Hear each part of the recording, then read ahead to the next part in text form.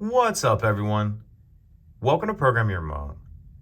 Today we're going to take a look at how to change the battery in this Dodge key fob. So this remote key fob is going to take replacement battery CR2032. The first thing we'll need to do is remove the emergency key that's in the bottom of our key fob. That's done by pressing this release on the front, and then the key will pull out like that. And we can just set that key to the side. Now I'm going to show you how to just take this apart with just your fingers. Most you'll be able to do that way.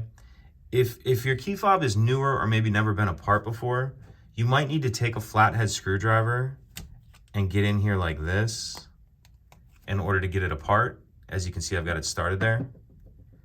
But what you'll probably be able to do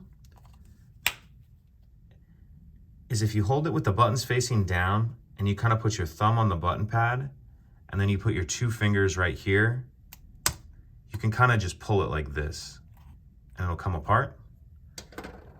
And once you get the front off, we'll take the button pad and the circuit board out, and then we can see our battery in the back of the fob right here.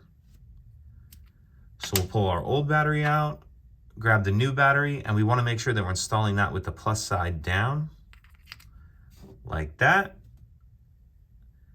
Then holding the back like this, we'll grab our button pad and the circuit board and put them on there like that. And then we'll snap the front of the case on. Make sure that's snapped all the way around.